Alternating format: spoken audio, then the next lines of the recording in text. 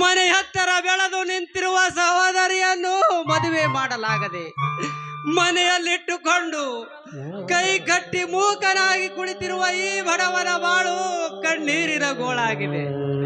ಹಣದ ಆಸೆಗೆ ಮೋಸ ಹೋಗಿರುವ ಈ ಭಂಡ ಸಮಾಜದಲ್ಲಿ ನನ್ನ ತಂಗಿಗೆ ಕರಿಮಣಿಸರ ಕಟ್ಟುವ ವರನು ಸಿಗಲಾರದೆ. ತಂದೆ, ಈ ಕಂದನ ಬಂಧುವೆ, ನಿನ್ನಲ್ಲಿ ನಾನು ಕರ ಮುಗಿದು ಬೇಡಿಕೊಳ್ಳುವುದು ಏನೆಂದರೆ ನನ್ನ ತಂಗಿಗೆ ಮಾಂಗಲ್ಯ ಭಾಗ್ಯ ಕರುಣಿಸು ಎಂದು. ನನ್ನ ತಂಗಿಯ ತಾಳಿಗಾಗಿ ಭಕ್ತರ ರಕ್ತ ವ್ಯರ್ಥವಾದರೂ ಚಿಂತೆ ಇಲ್ಲ. ಒಟ್ಟಿನಲ್ಲಿ ನನ್ನ ತಂಗಿ ಮುತ್ತೈದೆಯಾಗಬೇಕು. ನಿನ್ನನ್ನೇ ನಂಬಿರುವ ಈ ಬಡವರನ್ನು ಕೈ ಬಿಡಬೇಡ ದೇವ.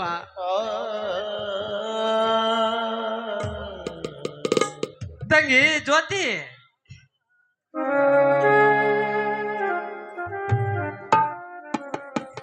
ಯಾಕನ್ನ? ತಂಗಿ, ನಾನು ನೀರು ತುಂಬಿಕೊಂಡು ಬರ್ತೇನೆ, ಮನೆ ಕಡೆ ಜೋಪಾನವಮ್ಮ. ಆಯ್ತಣ್ಣ.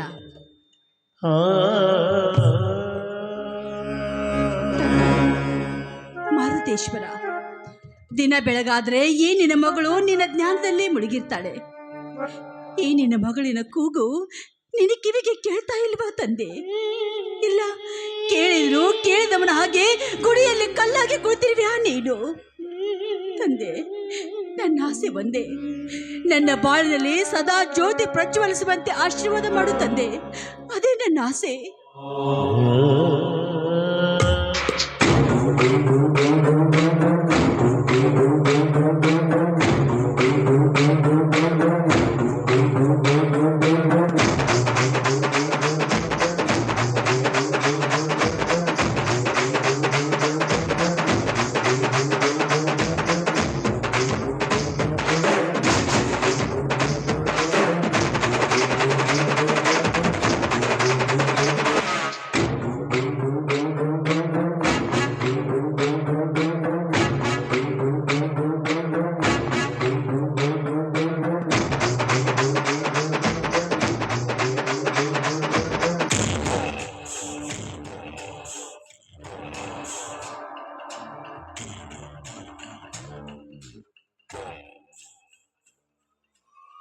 ಆಸೆ ನಿನ್ನ ಆಸೆ ತೀರುವುದು ದೇವರಿಂದಲ್ಲ ಜ್ಯೋತಿ, ನನ್ನಿಂದ.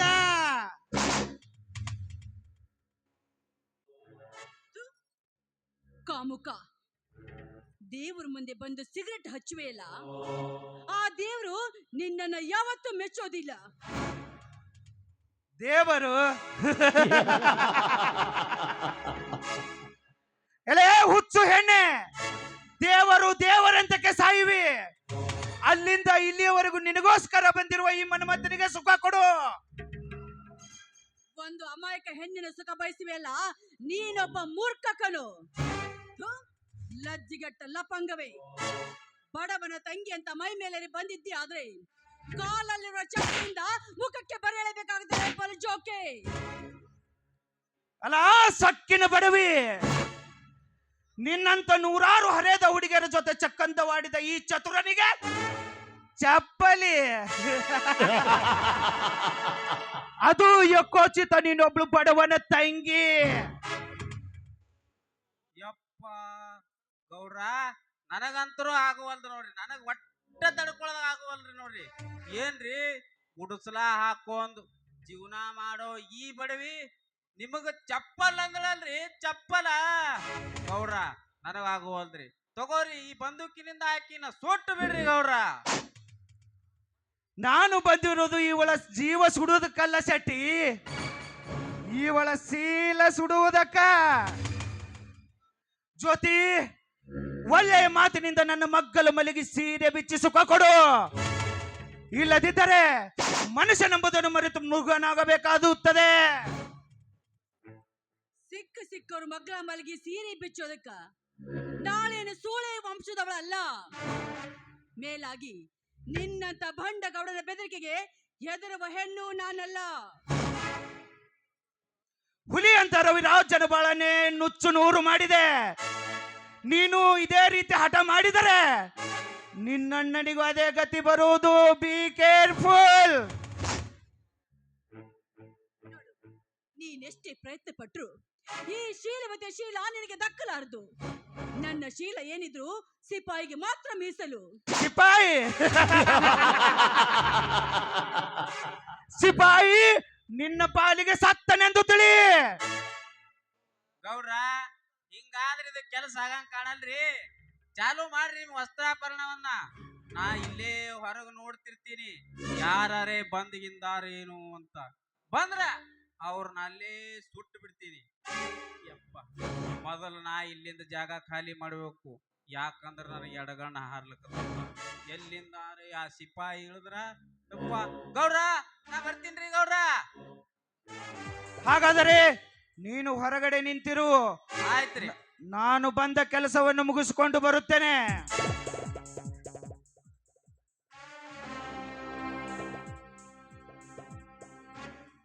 ಎಲೆ ಬಡ ಹೆಣ್ಣೆ, ಈಗಲೇ ಈ ಸಮಾಜದ ಎದುರಿನಲ್ಲಿ ನಿನ್ನ ಸೀರೆ ಬಿಚ್ಚಿ ಗಲ್ಲ ಕಚ್ಚುವೆ.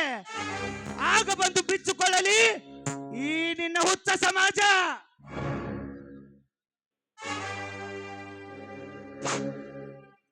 ಏ ಪಾಪಿ, ಬಿಡ ನನ್ನ ಸೀರೆ ಸೆರಗಣ್ಣ.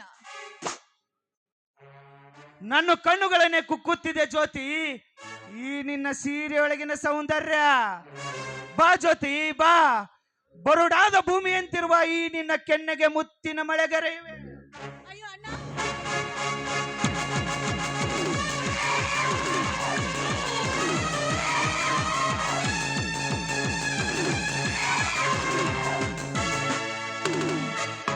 ಏ ಗೌಡ, ನನ್ನ ಮನೆಗೆ ಬಂದು ನನ್ನ ತಂಗಿಯನ್ನು ಮುಟ್ಟಲು ಎಷ್ಟೋ ಧೈರ್ಯ ನಿನಗೆ. ದುಡ್ಡು ಶಶಾಂಕ್, ದುಡ್ಡಿನ ಧೈರ್ಯವೇ ನನ್ನನ್ನು ಇಲ್ಲಿಯವರೆಗೆ ಕರೆದುಕೊಂಡು ಬಂದಿದೆ. ಹಣ ಹೊಂದಿದರೆ ಈ ಜಗತ್ತಿನಲ್ಲಿ ಏನು ಬೇಕಾದರೂ ಮಾಡಬಹುದು. ಅದು ನಿನ್ನ ಹುಚ್ಚ ಭ್ರಾಂತಿ. ಲೇ ಹುಚ್ಚಗೌಡ, ನೀನು ಪಾಪದ ದೇಹ ಹೊತ್ತು ತಿರುಗುತ್ತಾ ಇದ್ದೀಯೋ. ಆ ನಿನ್ನ ಪಾಪದ ದೇಹದ ಸುತ್ತಲೂ ಸುತ್ತುತ್ತಾ ಇರುವುದು ಧರ್ಮ ಎಂಬ ಪ್ರಳಯದ ಗಾಳಿ. ಆ ಗಾಳಿಗೆ ಮೋಡ ಕವಿದು ಸುರಿಯುತ್ತಿದೆ ನ್ಯಾಯವೆಂಬ ಮಳಿ. ಆ ಮಳಿಯ ಹಳ್ಳದಲ್ಲಿ ಸುರಿಯುತ್ತಿದೆ ನೀತಿ ಎಂಬ ಸುಳಿ. ಆ ಸುಳಿಗೆ ಸಿಕ್ಕಿ ಸಾಯುವೆ ಮಗನೇ. ಇನ್ನು ಮೇಲಾದರೂ ಇದರ ಅರ್ಥ ತಿಳಿ. ನ್ಯಾಯ ನ್ಯಾಯ, ನೀತಿ, ಧರ್ಮ. ಎಲೆ ಬಡ ಹಸುಳೆ, ನಿನಗಿನ್ನೂ ತಿಳಿದಿಲ್ಲವೇ ನ್ಯಾಯ, ನೀತಿ, ಧರ್ಮದ ಇತಿಹಾಸ? ಇದೇ ನ್ಯಾಯಕ್ಕಾಗಿ ಹೋರಾಡಿದ ಸುಭಾಷ್ ಚಂದ್ರ ಬೋಸ ಇದೇ ಕರ್ಮದ ಚಕ್ರಕ್ಕೆ ಸಿಲುಕಿ ಶಿವನ ಪಾದ ಸೇರಿದ. ಇದೇ ನಿನ್ನ ಬೋಧನೆ ಅಂತ ನಡೆದ ಬಸವೇಶ್ವರ ಕೂಡಲ ಸಂಗಮದಲ್ಲಿ ಐಕ್ಯನಾದ. ಇದೇ ಧರ್ಮಕ್ಕಾಗಿ ಹಳ್ಳಿಯ ಹುಲಿಯಾಗಿದ್ದ ನಿನ್ನ ಸ್ನೇಹಿತ ನಿನ್ನ ಕಣ್ಣಿಂದಲೇ ನೋಡುತ್ತಿರಲ್ವಾ ಅವನ ಗೋಳಾಟ. ಅವನ ಸ್ಥಿತಿ ನಿನಗೂ ಬರುವುದುಂಟು. Be careful. ಥೂ ಹುಚ್ಚನಾಯಿ ಅಂತ ಸುಳೆ ಮಗನೇ. ರವಿರಾಜನ ಬಾಳು ಹಾಳು ಮಾಡಿದ್ದಲ್ಲದೆ ನನ್ನ ಬಾಳಿಗೂ ಕಲ್ಲು ಹಾಕುತ್ತಿರುವೆ ಅಲ್ಲಲೇ ಗೌಡ. ಗುಡಿಸಲಲ್ಲಿ ಗಂಜಿ ಕುಡಿದು ಬದುಕುವ ಈ ಬಡವರಿಗೂ ಬೆನ್ನು ಹತ್ತಿರುವಿರಲ್ಲೋ. ನಮ್ಮನ್ನು ನಮ್ಮ ಪಾಲಿಗೆ ಬದುಕಲು ಬಿಡಿರೋ ಪಾಪಿಗಳೇ. ಹೂ ಇದ್ದಲ್ಲಿ ಹುಳ ಹಾರಿ ಬರುವುದು ಸ್ವಾಭಾವಿಕ ಶಶಾಂಕ್. ಹಾಗೆ ನಿನ್ನ ತಂಗಿಯೂ ಕೂಡ ಒಂದು ಸುಗಂಧ ತುಂಬಿದ ಹೂ. ಆ ಹೂವಿನ ಹೊಳಪನ್ನು ಯಾರು ಬೇಕಾದರೂ ನೋಡಬಹುದು. ಹಾಗೆ ನೋಡಿ ಅದರ ಮೇಲೆ ಮನಸ್ಸು ಮಾಡಿ ಅದರ ರಸವನ್ನು ಯಾರು ಬೇಕಾದರೂ ಹೀರಬಹುದು. ಗೌಡ, ನಿನಗೂ ಒಂದು ಸುಗಂಧ ತುಂಬಿದ ಹೂವಿದೆ ಎಂಬುದನ್ನು ಮರೆಯಬೇಡ. ಆದರೆ ನಿನ್ನ ತಂಗಿ ಹಾಗೆ ಪಟ್ಟಣದಲ್ಲಿ ಸಾಲಿ ಕಲಿತು ಹಳ್ಳಿಯಲ್ಲಿ ಶಿವ ಮಾಡಿಕೊಂಡು ಸಂಧಿ ಸಂಧಿ ತಿರುಗುವ ಸುಗುಳೆ ಅಲ್ಲ ಈ ನನ್ನ ತಂಗಿ. ಮನವೆಂಬುದು ಆತ್ಮದಲ್ಲಿಟ್ಟು ಪೂಜಿಸುವ ಪುಷ್ಪ ಈ ನನ್ನ ತಂಗಿ. ಈ ಪುಷ್ಪದ ಹೆಸರನ್ನೆತ್ತುವ ಯೋಗ್ಯತೆಯೂ ನಿನಗಿಲ್ಲೋ. ಶಾಂತಿ ಶಶಾಂಕ್, ಶಾಂತಿ. ನೋಡು, ನಿನಗೆ ಏತಕ್ಕೆ ಬೇಕು ಈ ಬಡತನ ಗಂಜಿ ಗುಡಿಸಲು? ನಾನು ಕೇಳಿದನು ನೀನು ಕೊಟ್ಟರೆ ನಿನ್ನ ಒಂದೊಂದು ಹೆಜ್ಜೆಯಲ್ಲಿ ಪುಡಿದೇಳುವುದು ಸುಪದ ಸುಪ್ಪತ್ತಿಗೆ. ನಾನು ಕೇಳಿದ ವಸ್ತು ಬೇರೆ ಯಾವುದು ಅಲ್ಲ ಶಶಾಂಕ್. ನಿನ್ನ ತಂಗಿಯ ಸೀಲೆ ಎಂಬ ರತ್ನ. ಆ ರತ್ನದ ಬೆಲೆ ಎಷ್ಟು ಹೇಳು? ಎಷ್ಟು ಕೋಟಿ ಆದ್ರೂ ಪರವಾಗಿಲ್ಲ, ತೆಗೆದುಕೊಂಡು ಹೋಗುತ್ತೇನೆ. ಗೌಡ, ಎಷ್ಟಾಯ್ತಲೇ ನಿನ್ನ ದುಡ್ಡು? ನನ್ನ ತಂಗಿಯ ರೇಟ್ ಬೇರೆ ಕೇಳ್ತೇನಲ್ಲೇ ಗೌಡ. ಗೌಡ, ಈ ನನ್ನ ತಂಗಿಯ ಚಪ್ಪಲಿನಿಂದ ಹೊಡೆದ್ರು ಈ ಕಿಮ್ಮತ್ತು ಹೋಗೋದು ಈ ಚಪ್ಪಲಿದಲೇ. ಲೇ ಗೌಡ, ಇವತ್ತು ನಾನು ಜೈಲು ಸೇರಿದ್ರು ಪರವಾಗಿಲ್ಲ, ನಿನ್ನ ರುಂಡ ಹಾರಿಸದೆ ಬಿಡಲಾರೆ ಮಗನೇ. ತಾಳು ಬರಬೇಕು.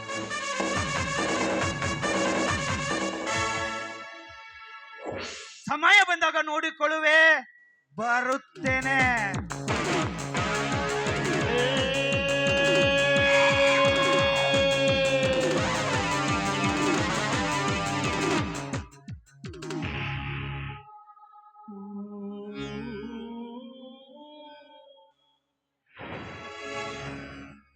ಹೇಡಿ ಹಾಗೆ ಓಡಿ ಹೋದರೆ ಬಿಡುವನೆಂದು ತಿಳಿದಿರುವನಲೇ ಗೌಡ. ತಂಗಿ, ನಾವು ಅಂಜಿ ನಡೆದರೆ ಗಂಜಿಗೂ ಗತಿ ಇಲ್ಲದ ಹಾಗೆ ಮಾಡುತ್ತಾರಮ್ಮ ಈ ಸ್ವಾರ್ಥಿಗಳು. ಜ್ಯೋತಿ, ಕಾರ್ಗಿಲ್ಲಲ್ಲಿ ಕ್ರಾಂತಿಯ ಕದನ ನಡೆದಂತೆ ಇಲ್ಲಿಯೇ ನಡೆಯಲಿ ಬಡವರ ಬಂಡಾಯ. ಈಗಲೇ ಹೋಗಿ ಆ ಹೇಡಿಗೌಡನ ರುಂಡವನ್ನು ಚೆಂಡಾಡದೆ ಹೋದರೆ ನರಗುಂದದ ಬಾಬಾ ಸಾಹೇಬ್ರ ಆಳಿದ ಈ ಕನ್ನಡ ನಾಡಿನ ಮಣ್ಣಿನಲ್ಲಿ ನಾನು ಬದುಕಿದ್ದಕ್ಕೂ ಏನು ಸಾರ್ಥಕ ತಂಗಿ. ಇದು ನನ್ನ ಪ್ರತಿಜ್ಞೆ ತಂಗಿ, ಪ್ರತಿಜ್ಞೆ. ಅಣ್ಣ, ಯಾಕಮ್ಮ ನನ್ನನ್ನು ತಡೆದೆ? ನಮ್ಮಣ್ಣ ಕೊಲೆಗಾರನಾಗಿ ಜೈಲು ಸೇರುವುದು ಈ ನಿನ್ನ ತಂಗಿಗೆ ಇಷ್ಟವಿಲ್ಲ, ಇಷ್ಟವಿಲ್ಲ. ನೀನು ಜೈಲು ಸೇರಿದ್ರೆ ಈ ನಿನ್ನ ತಂಗಿ ಬದುಕಿ ಉಳಿವಳು ಅಂತ ತಿಳ್ಕೊಂಡಿರುವೇನ ನೀನು? ತಂಗಿ, ಹೌದಣ್ಣ, ನಿನ್ನೆದುನಲ್ಲೇ ನಿನ್ನ ತಂಗಿಯನ್ನ ಮೋಹಿಸುವ ಇಂಥ ದುಷ್ಟರಿದ್ದಾರೆ. ಅಂದಮೇಲೆ ಒಂಟಿ ಹೆಣ್ಣನ್ನ ಸುಮ್ಮನೆ ಬಿಡುವರೇನಣ್ಣ? ತಂಗಿ, ನನ್ನನ್ನು ಕ್ಷಮಿಸಿ ಬಿಡಮ್ಮ. ರೋಷ ತಾಳಲಾರದೆ ಆಕ್ರೋಶದಿಂದ ಹೊರಟಿದ್ದೇನಮ್ಮ ಆ ಶ್ರೀಮಂತರ ಸೊಕ್ಕು ಮುರಿಯಲು. ಆದರೆ ಈ ನಿನ್ನ ಮುಖ, ಈ ನಿನ್ನ ನುಡಿ ನನ್ನ ಕೈಗಳನ್ನೇ ಕಟ್ಟಿ ಹಾಕಿದೆ ಅಮ್ಮ. ಹೇ ಸ್ವಾರ್ಥಿ ಸಮಾಜವೇ, ನಾನೇನು ಅನ್ಯಾಯ ಮಾಡಿರುವೆನೆಂದು ಈ ಬಡವನ ಬೆನ್ನ ಹತ್ತಿರುವೆ. ನನಗಿರುವಳು ಒಬ್ಬಳು ತಂಗಿ, ಅವಳ ಬಾಳಿಗೂ ಕಲ್ಲು ಹಾಕುತ್ತಿರುವೆಯ. ಅಯ್ಯೋ ವಿಧಿಯೇ, ಇದೆಂತ ವಿಚಿತ್ರ ಲೇಖಿಯಪ್ಪ ನಿನ್ನದು. ತಂಗಿ, ಆ ಬ್ರಹ್ಮ ಈ ಬಡವನ ಹಣೆಯ ಬರವನು ಎಂಥ ಯಮಗಂಡಗಳಿಗೆ ಬರೆದಿರುವನೋ ಏನೋ.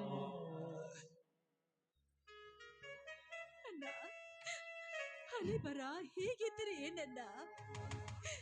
ಈಗಿನ ಸ್ವಾರ್ಥಿ ಶ್ರೀಮಂತರ ದುಡ್ಡಿನ ದರ್ಪ ದಿನೇ ದಿನೇ ಹೆಚ್ಚಾಗ್ತಾ ಇದೆ ಈ ಕಲಿಕಾಲದಲ್ಲಿ. ಅಂದಾಗ ನಮ್ಮಂತ ಬಡವರು ಬದುಕುವುದು ಕಷ್ಟವಾಗ್ಬಿಟ್ಟಿದೆ ಅಣ್ಣ ಈ ಕಲಿಯುಗದಲ್ಲಿ. ಅದಕ್ಕೆ ಕಾರಣ ಈ ಕಡು ಬಡತನವೆಂಬ ಭಯ ತಂಗಿ. ಅದೇ ದುಡ್ಡು ನಮ್ಮ ಹತ್ತಿರ ಇದ್ದಿದ್ದರೆ ದೂರ ಸರಿದು ನಿಲ್ಲುತ್ತಿತ್ತಮ್ಮ ಈ ಹುಚ್ಚು ಸಮಾಜದ ಜನ. ತಂಗಿ, ನಾವು ಇದೇ ರೀತಿ ಹೆದರುತ್ತಾ ನಡೆದರೆ ಎದೆಗೆ ಹಾಯ್ದು ಹೋಗುವರಮ್ಮ. ಅದಕ್ಕಾಗಿ ಸಿಡಿದೇಳಬೇಕು ಈ ಬಡವರು, ಸಿಡಿದೆದ್ದು ಕಿಡಿಕಾರಬೇಕು ಈ ಬಡವರು. ಅಂದಾಗಲೇ ಈ ಬಡವರು ನಿರ್ಭಯವಾಗಿ ಬದುಕಲು ಸಾಧ್ಯ. ತಂಗಿ, ಇಂದು ನೀನು ತಡೆಯದೆ ಹೋಗಿದ್ದರೆ ಆ ಶಿವಕಾಂತ್ ಗೌಡನ ಶಿರಚ್ಛೇದನ ಮಾಡಿ ಬುದ್ಧಿ ಕಲಿಸಿ ಬಿಡುತ್ತಿದ್ದೇನಮ್ಮ ಆ ಸೊಕ್ಕಿನ ಶ್ರೀಮಂತನಿಗೆ.